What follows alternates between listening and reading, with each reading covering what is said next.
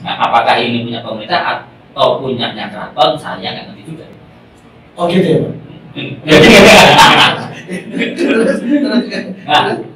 nah lalu itu yang pertama kaitannya dengan adanya kalau bahasanya gubernur juga sudah menunggu 18 tahun. 18 tahun. Dan bahasanya kan gitu. Nah, yang menunggu itu gubernur atau yang menunggu itu pemilik toko ya saya juga nggak ngerti juga. Nggak ngerti Mas? Nah, itu lalu yang kedua kaitannya dengan apa yang diajukan oleh pemerintah DIY kaitannya dengan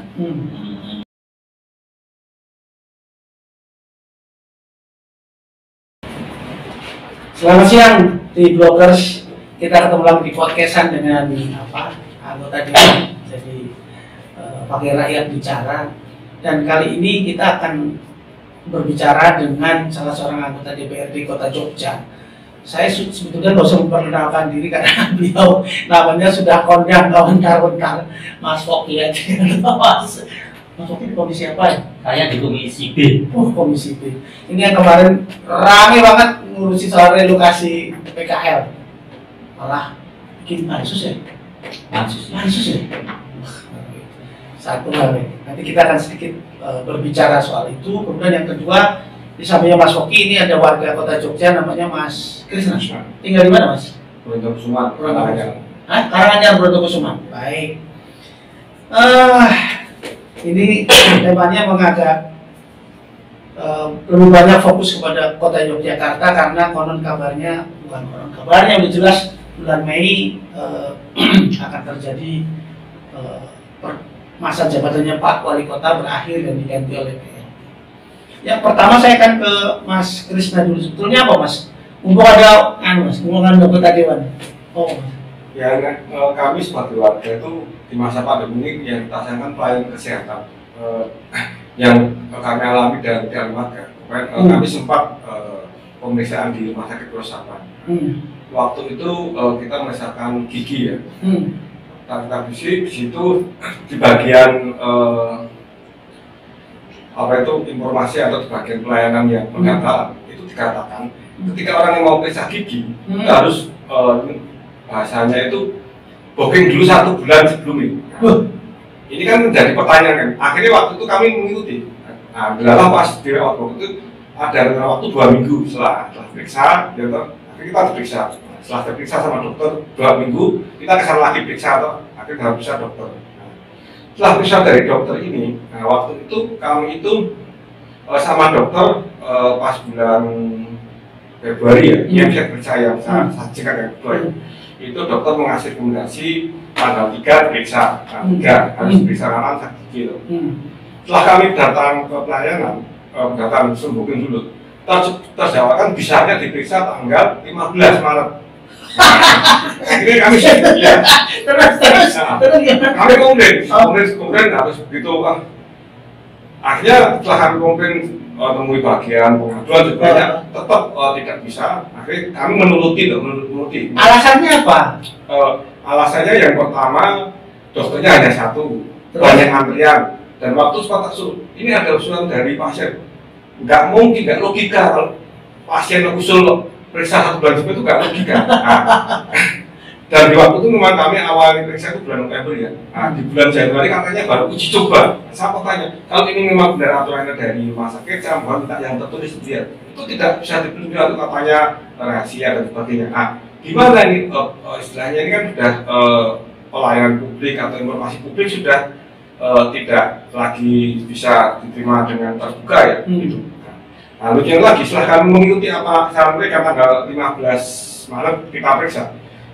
Saat kesalahan periksa diundur lagi. Saya kaget, kenapa ini diundur lagi? Waktu itu saya baru mau masuk cegat dulu di Pak mau periksa ya? Iya, periksa gigi ya. Pak ini apa? Yang tanggal ini periksa. Kenapa? Ini saya sudah mengikuti aturan sini tanggal itu. Ini anak isoman. Saya ketika dia bilang isoman, dokternya, apakah di sini nggak ada dokter lain? Apakah tidak bisa lain? Misalnya kerja ini saya sakit, gigimu sakit, akhirnya di situ saat masuk terjadi dialog lagi. Dalam situ ditemui bagian pengaduan itu dokter lupa apa gitu ya. dokter itu yang bersama bagian hukum. Di situ saya sempat tanya jawab.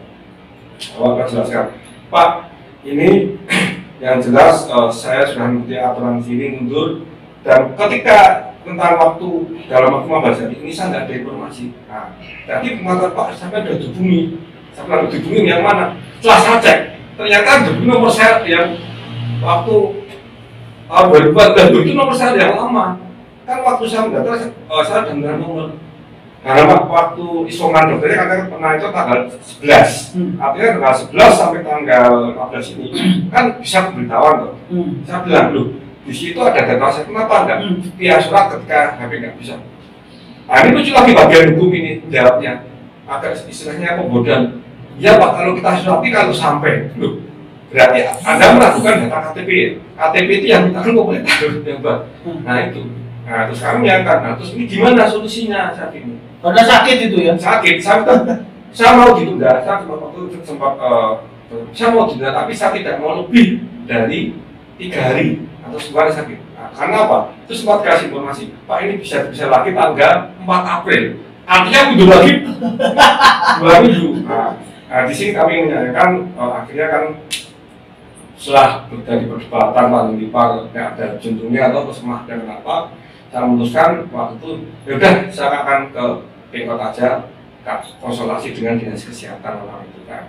Dan kebetulan saya waktu mau ke tapi nggak sempat waktunya terus. Nah, setelah saya ke sana, setelah beberapa sorenya saya di WA, Pak Bapak bisa diperiksa tapi tidak lebih di atas tanggal 21 atau 25, milih mana? Aduh kok ini masih lama. Akhirnya ditentukan tanggal 21 itu. Ini kami sayangkan. Baik, teman-teman sekalian, ya agak lucu nih mumpung ada Mas Foki nih, dengan orang sakit periksanya diperpanjang, mau diperiksa diperpanjang 2 minggu dan ini terjadi di rumah sakit kota, rumah sakit Biro Saban. Kan lucu kok ini nek loro untu wis cokot-cokot ra karuan nih, malah kon wah itu mesti emosi dan segala macam. Nah, ini seputar layanan publik. Jadi artinya bahwa persoalannya loh, emang dokternya cuma satu. Nanti saya mau tanya nih kebijakannya, apakah Mas Foki ngedok anggaran ini gue dokter musisi ya wah iya dan segala macam. Terima kasih Mas Krisna. Nanti kita bahas lebih lanjut. Sekarang ke Mas Foki. Mas, ini kan kebijakan publik, pelayanan publik itu kan merupakan bagian dari sistem kepemerintahan. Itu ada unsur politik nggak Mas di dalamnya pengaruh Mas? Ya, sebelumnya ingin juga saya sampaikan itu bahwa dalam konteksnya saya di sini, ini adalah periode ketika saya menjadi anggota DPR. Nah, saya ini di dalam periode pertama itu saya masuk di dalam komisi A. Komisi A yang itu ada membidangi bidang pemerintahan dan hukum. Lalu di periode kedua saya ada di komisi D. Yang itu membidangi kesehatan dan pendidikan. Lalu di periode saya yang ketiga ini saya ada di komisi B yang itu membidangi bidang perekonomian dan pendapatan. Perekonomian dan pendapatan. Nah, lalu kaitannya dengan di esensinya dari apa yang tadi ditanyakan yaitu yang namanya persoalan pelayanan publik. Nah, di dalam periode saya pertama di komisi A itu bahwa kita sudah menggunakan hak inisiatif kita untuk mengajukan yang namanya Raperda Pelayanan Publik. Pelayanan publik. Iya, publik yang itu sudah disahkan menjadi peraturan daerah. Nah, kalau nggak salah itu tahun 2011 atau 2019 saya. Nah, mengapa ini saya ya bisa sampaikan itu karena pada waktu itu saya itu kan dilantik pertama kali kan 2009. 9 lalu ada di Komisi A, dan waktu itu Komisi A mengajukan rapor inisiatifnya adalah pelayanan publik. Itu kalau nggak salah kan dari 2009, 2010 dibahas, mungkin 2011, mungkin disahkannya masuk di dalam lembaga daerah mungkin 2012. Ya. Saya masih ingat betul bahwa salah satu yang menjadi sebuah esensi dari sebuah ketika kita melakukan inisiatif untuk membuat pelayanan publik itu adalah supaya negara itu benar-benar hadir di dalam rangka melayani masyarakatnya, dan masyarakatnya mendapatkan jaminan untuk mendapatkan pelayanan dari negara. Nah, salah satu fungsinya negara itu kan melayani, ya, sebagai public service. Nah, maka dengan dasar itu, maka itu menjadi sebuah legal standing bagi yang namanya kota Yogyakarta untuk memberikan pelayanan yang terbaik bagi masyarakat.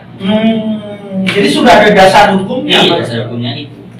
Nah, lalu kaitannya dengan tadi apa yang dikeluhkan oleh Mas Krisna, kaitannya dengan problem yang ada di rumah sakit umum daerah, kaitannya dengan pelayanan kesehatan. Mungkin kita juga harus melihat dari kontekstualnya. Ya, jadi bukan hanya dari tekstualnya, tapi kita juga lihat dari sebuah kontekstualnya, di mana saat itu ada sebuah persoalan pandemi yang itu baru pertama kali dialami, yang itu juga menimbulkan kegamangan buat semuanya. Oh gitu. Ya kan? Itu. Nah, maka ketika ini ada sebuah kegamangan, maka di sini harus ada yang namanya komunikasi secara terus-menerus antara pihak yang dilayani dan pihak yang melayani. Harus ada komunikasi terus-menerus yang intensif itu ya. Iya, yang intensif. Nah, supaya apa? Supaya frekuensinya sama dulu. Nah, maka ketika ini komunikasinya dikarenakan mungkin gampang, ada dalam tanda petik sebuah ketakutan di dalam proses berinteraksi. Nah, mungkin mesti missnya di sini. Nah, yang harus dipahami bahwa ketika kita bicara pandemi COVID-19 itu kan waktu itu kan ya semua tatanan struktur sosial kan runtuh. Ya, proses interaksi kan runtuh semua. Nah, dan sekarang ini jenengan nggak pakai masker, saya nggak pakai masker, itu karena situasinya. Yakin, kita yakin bahwa saya sudah di booster, yakin kalaupun saya terpapar, ini tidak menimbulkan efek yang mematikan lah misalnya. Nah, tetapi ketika zaman itu, prosesnya vaksinasi itu belum masif.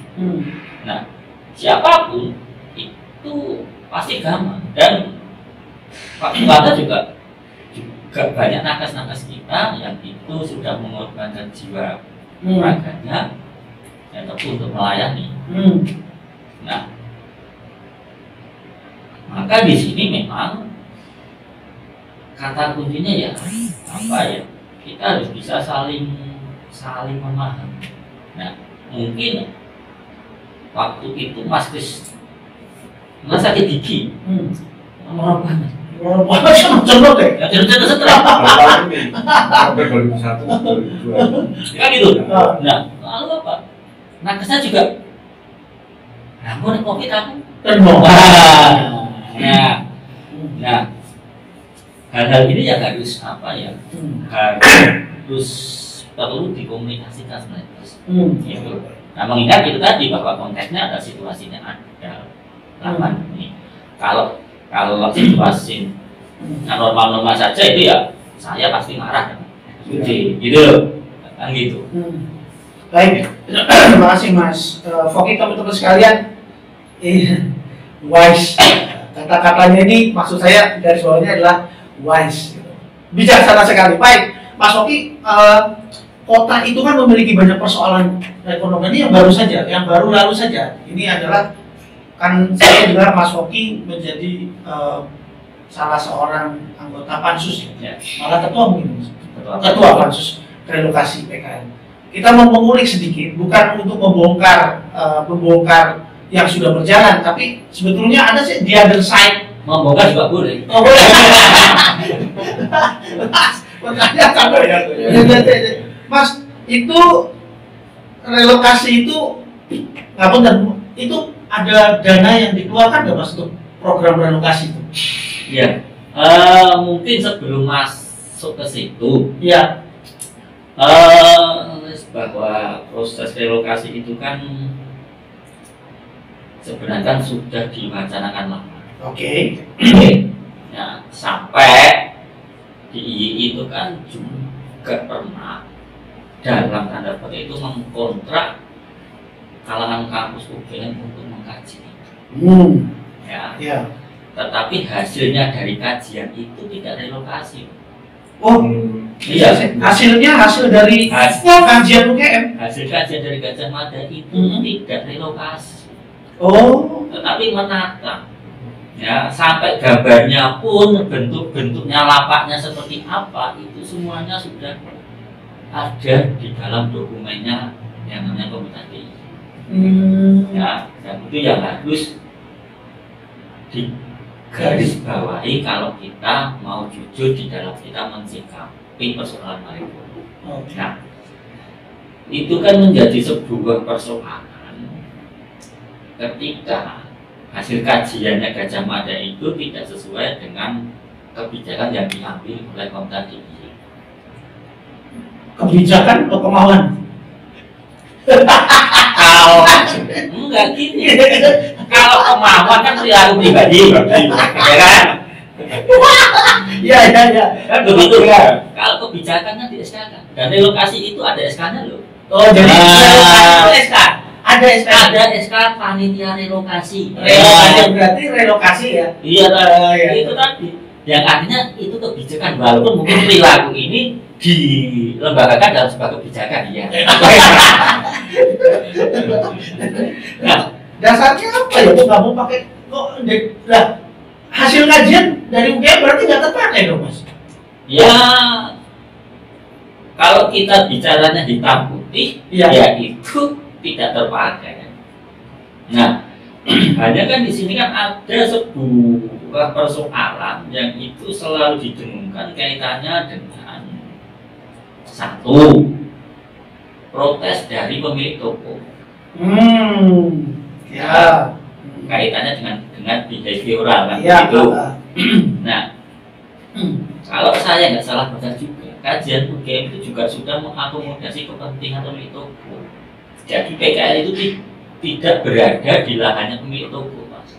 Oh ya? Oh, berarti kan di depan tuh ada lahan. Ada lahan itu punya toko. Iya. Di sini kan itu kan punya pemerintah. Nah, apakah ini punya pemerintah atau punya keraton, saya nggak ngerti juga. Oh gitu ya, Pak. Nah, lalu itu yang pertama kaitannya dengan adanya kalau bahasanya Gubernur juga sudah menunggu 18 tahun. 18 tahun. Bahasanya kan begitu. Yang menunggu itu gubernur atau yang menunggu itu pemilik toko.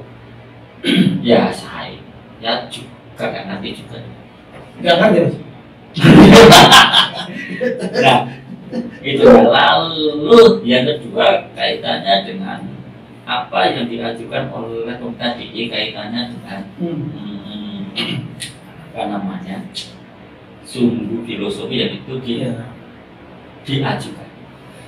Nah, tetapi kan sumbu filosofi yang diajukan itu juga di situ juga tidak melarang PKL ada loh. Sumbu filosofi, alasannya sumbu filosofi. Iya, tapi sumbu filosofi itu tidak tidak ada kata-kata secara eksplisit itu melarang kepada PKL. Kalau kita lihat dari sejarah dulu, yang Malioboro itu dulu juga ada PKL walaupun tidak banyak. Ya, nah, lalu sekarang sebenarnya apa sih, ya, apa sih atau mengapa sih kok kebijakan relokasi itu seakan-akan dalam tanda petik dipaksakan? Kok seakan-akan, Mas? Nah, seakan-akan kan? Bukannya memang dipaksakan? Seakan-akan dipaksakan. Kalau dipaksakan pasti ada sebuah yang persoalan yang seriusan begitu. Iya. Tetapi Saya Mas termasuk pembelian Hotel Mutiara ya? iya, seakan-akan. Nah, lalu kan kalau kita lihat lebih dalam lagi, ini kan sebuah kebijakan yang prematur. Kok prematur, Mas? Nah, satu, Ya. atau faktualnya, atau bahwa teras Malioboro 2 itu masih satu shelter, yang artinya penampungan sementara. Itu masih shelter ya? Masih shelter. Jadi itu termasuk kategori shelter. Shelter, itu penampungan sementara yang nanti maksimal 2 tahun akan dipindahkan kembali di dalam lokasi yang masih ada di sepanjang Malioboro. Nah, ini kan rencananya akan dipindahkan ke teras Malioboro 1 yang itu nanti tembus ke utara ke Taman Parkir Ketanda.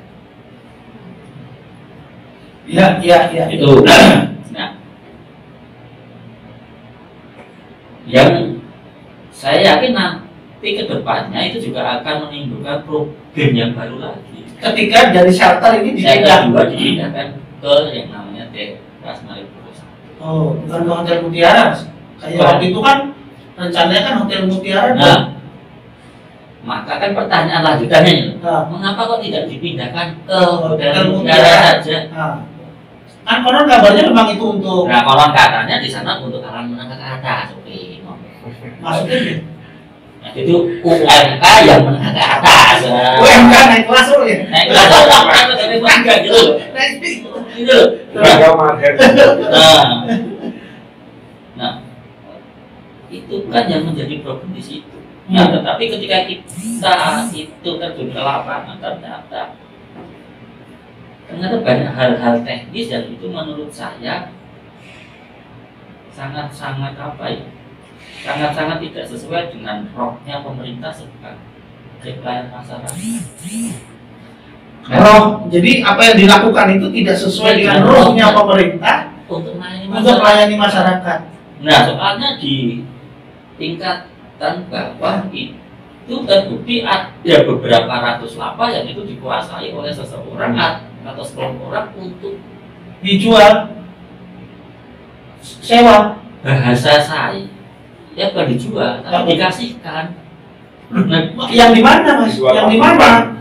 Jadi itu dikasihkan sesuai dengan kehendak, ya keinginan pribadi masing-masing. Untuk gitu. Nah, saya sampai menemukan salah satu pedagang ringan dan itu sudah terdaftar di dalam organisasi yang namanya Fatma. KTP-nya juga Kota Jogja.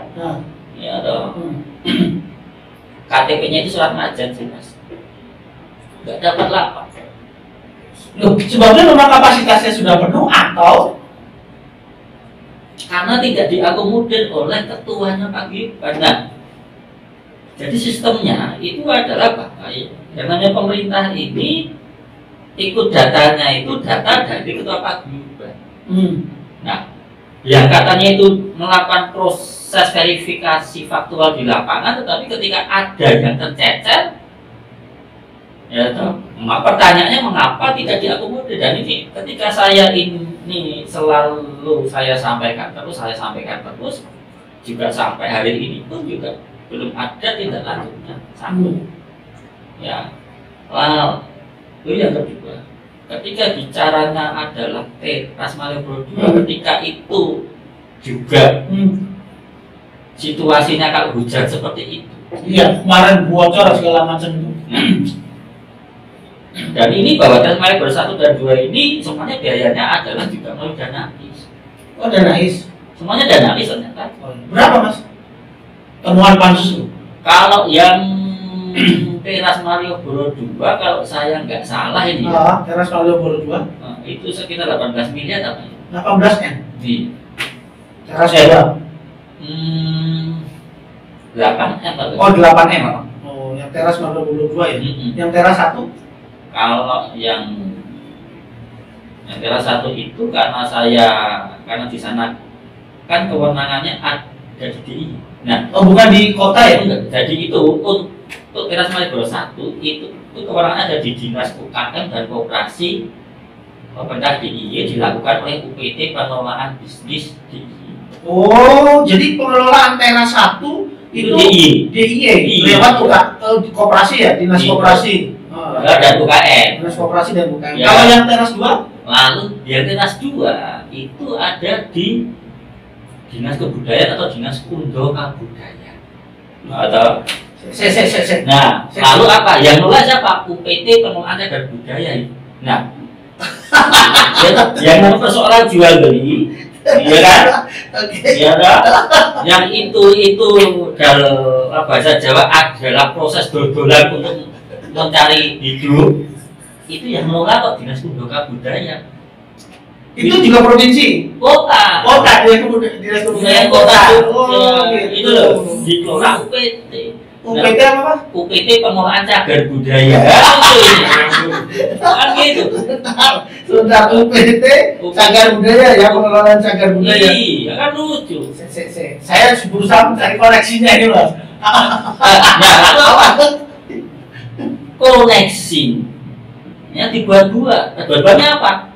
Karena itu keberadaannya ada di Malioboro, yang itu adalah dikelola oleh UPT Cagar Budaya. Kalau Bu Indra kan juga di Malioboro, lingkungan Malioboro. Nah, iya, makanya kan digolek-goleki. Oh, ya gitu. Oh. Nah, dan itu tidak melibatkan Dinas UKM Koperasi Kota Yogyakarta. Nah, kok saya jadi pusing ya Mas Foki? Nggak usah pusing. Nah, saya berusaha mencari koneksinya. Berusaha mencari koneksinya antara ini kan sistem pengelolaan oleh pemerintah. Iya. Kemudian fungsinya panjenengan itu apa di dalam hal yang seperti ini? Jenengan ada yang komisi A tadi, komisi B, komisi C, komisi B tahu jenengan? Komisi perekonomian gitu. Berarti nggak bisa dong ngurusin itu. Karena kan nggak ada urusan dengan ini, kan urusan cagar budaya.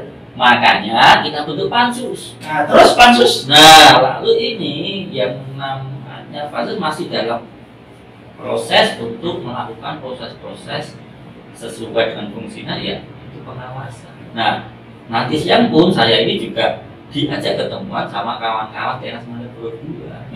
Itu tadi yang akan menyampaikan segala sesuatunya kaitannya dengan apa yang terjadi faktualnya di lapangan di teras Malioboro 2 itu. Oh, kawan-kawan boleh diundang ke sini Mas, kita ngobrol di sini teman-teman teras Malioboro 2. Siap, oke. Nanti kita ngobrol apa sih keluhan dari karena pakai sini kan kita belas ke seluruh Indonesia Mas. Itu nah. Terus apa Mas? Terus apa lagi Mas? Nah, lalu ini Pak, kaitannya dengan yang akhir-akhir ini menjadi viral, dengan info jamur lalu tukang becak itu. Itu kan menunjukkan sejak awal bahwa kebijakan ini tidak terintegrasi. Nah, kunci nih, kebijakan tidak terintegrasi.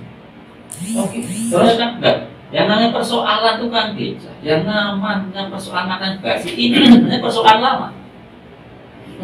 Ya kan? Iya. Lama yang direproduksi ulang-ulang, tetapi kasusnya masih sama saja. Digoreng naik. Nah, ya kan itu kan menunjukkan sebenarnya kan ketidakmampuan di dalam negara memanage. Yang kemarin pemerintah kota ya. Kota dan DIY. Kota dan DIY. Iya, kota dan DIY di dalam rangka apa? Ketika ini ada proses relokasi pasti ada imbas-imbas. saya juga dengar gini Mas, yang soal Wingko jam itu. Jadi gini, kebetulan ada beberapa pedagang yang ngobrol juga. Itu karena dia kan posisinya di atas tuh Mas, yang jarang ya bukan tidak seramai yang di bawah gitu, sehingga kan makanan itu orang dapat. Makanya bilang ini kan persoalan memanage. Gitu. Ya, Oke. Nah sekarang kan begini, seharusnya apa yang dijual di sana atau di teras Malioboro satu yang itu di sana ada 3 lantai misalnya, itu kan dilihat. Nah, kalau itu jualannya makanan kan harusnya ada di bawah. Iya. Snack apa oleh-oleh dan segala macam itu. Itu yang baju-baju yang itu tidak mudah busuk ya di lantai 2 dan lantai 3 kan begitu. Iya betul. Tadi, nah ini makanan di lantai 3. Kan gitu. Oke. Mas Woti sudah nih, nanti kita akan lanjutkan seri berikutnya. Teman-teman di Blockers, tidak terasa hampir 30 menit, sudah 30 menit ya. Kita ngobrol seputar, masih banyak akan kita gali ke Mas Foky. Dari Mas Foky ini soal terkait persoalan relokasi, persoalan macam-macam. Tapi ini akan Mas Foky masih ngatur irama supaya dia lebih kelihatan bijaksana, karena saya nggak ngerti ya, anggota dewan kan memiliki strategi khusus, tekanan khusus dan sekarang. Tapi kita akan ketemu lagi di selanjutnya pada sesi anggota dewan bicara. Sampai jumpa, selamat siang. Selamat siang. Ya.